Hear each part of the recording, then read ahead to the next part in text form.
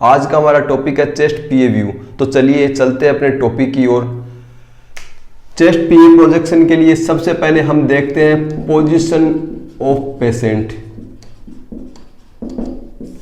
इसके लिए एक इरेक्ट इमेज रिसेप्टर या इरेक्ट बग्गी ली जाती है। चेस्ट पीए व्यू इरेक्ट पोजीशन में ही किया जाता है। इसके लिए पेशेंट को इस प्रकार से एडजस्ट करते हैं कि उसकी चिन कैसेट के अपर बॉर्डर पर रहे तथा उसके शोल्डर से कैसेट 1 से 1.5 इंच तक ऊपर की ओर रहे।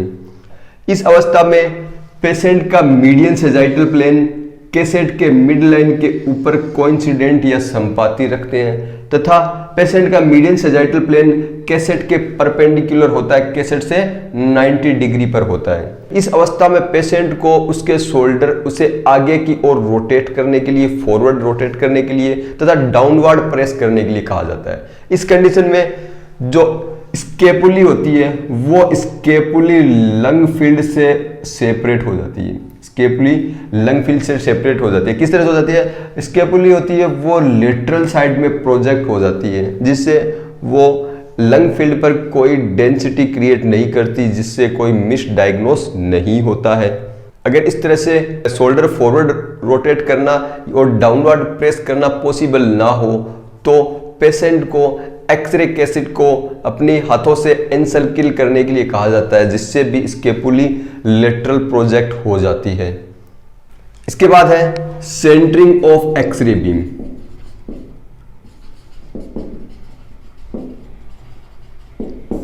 एक्सरे बीम को हॉरिजॉन्टल एक्सरे बीम काम में लिया जाता है। X-ray beam horizontal X-ray beam को पेशेंट की ओर डायरेक्ट किया जाता है तथा एक्सरे बीम के सेंटर को थोरेसिक 8th वर्टिब्री के ऊपर रखा जाता है।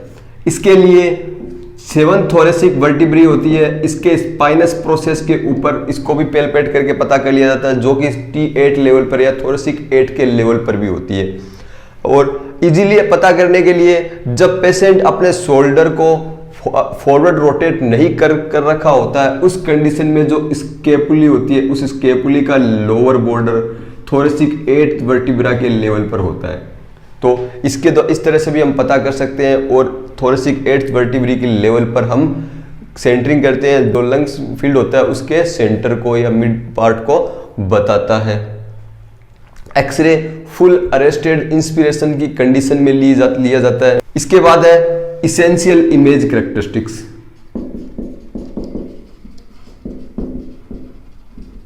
यानी एक्सरे में क्या क्या इसेंशियल इमेज कैरेक्टरिस्टिक्स होनी चाहिए, क्या क्या चीजें होनी चाहिए, वो भी हम देख लेते हैं। एक्सरे में जो स्केपुली होती है वो लंग्स फील्ड से क्लियरली सेपरेट होनी चाहिए, लेटरल साइड में सेपरेट होनी चाहिए। स्केपुली लंग फील्ड पर ओवरलैप नहीं होनी चाहिए। क्लेविकल जो होती है वो सिमेट्रिकल होनी चाहिए। क्लेविकल क्या होता है? दोनों साइड में क्लेविकल होती है वो सिमेट्रिकल होनी चाहिए। ये क्लेविकल स्पाइनस प्रोसेस जो इनके बीच में वर्टिब्री होती है, इनका जो स्पाइनस प्रोसेस होता है उस स्पाइनस प्रोसेस से इक्वी डिस्टेंस यानी समान दूरी पर होनी चाहिए तथा ये क्लेविकल किसी लंग्स के एपेक्स को या एपिसेज को ऑब्स्क्योर नहीं करनी चाहिए। इन चीजों का ध्यान रखा जाता है। इसके अलावा लंग्स वेल इन्फ्लेट होनी चाहिए, अच्छी तरह से लंग्स फूले होने चाहिए। पेशेंट को नॉर्मल डीप इंस्पिरेशन के लिए कहा जाता है। सीपी एंगल तथा डायफ्राम की जो लाइन होती है वो क्लियर होनी चाहिए, एकदम से अच्छे से सही से विजुलाइज होनी चाहिए। इसके अलावा मीडियास्टाइनम भी हमें शार्पली एकदम से अच्छा दिखाई देना चाहिए। इसके अलावा मैंने आपको बताया कि जो एक्सरे होता है वो डीप अरेस्टेड इंस्पिरेशन की कंडीशन में लिया जाता है, लेकिन चेस्ट एक्सरे में एक्सपिरेशन टेक्निक भी काम में ली जाती है। ये कब होता है? जब पेशेंट में स्मॉल न्यूमोथोरेक्स होता है, उसकी प्लूरा में एयर एंटर कर चुकी होती है, उस कंडीशन को देखने के लिए एक्सपिरेशन टेक्निक काम में ली जाती है। एक्सपिरेशन से इंट्राप्लूरल प्रेशर बढ़ता है, जिससे लंग्स डिफ्लेट होते हैं और न्यूमोथोरेक्स बड़ा दिखाई देता है। तो स्मॉल न्यूमोथोरेक्स को देखने के लिए एक्सपिरेशन टेक्निक काम में ली जाती है। इसके अलावा कोई फॉरेन बॉडी इनहेल हो जाती है, जिसके कारण अगर लंग्स के किसी लोब में एयर ट्रैप हो जाती है तो उसे देखने के लिए भी एक्सपिरेशन टेक्निक काम में ली जाती है। इसके अलावा कॉमन फॉल्ट एंड रेमेडीज।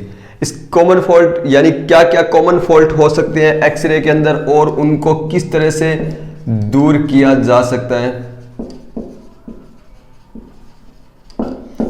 तो सबसे पहला कॉमन फॉल्ट ये होता है कि स्केपुली होती है वो लंग फील्ड पर ओवरलैप होती है, तो उसके लिए जो शोल्डर उनको फॉरवर्ड रोटेट किया जाता है, डाउनवर्ड प्रेस किया जाता है। इसके अलावा जब डिपार्टमेंट में पेशेंट आता है एक्सरे के लिए तो उसके जो चेस्ट फील्ड पर रेडियो ओपेक ऑब्जेक्ट्स होते हैं उनको रिमूव करने के लिए कहा जाता है।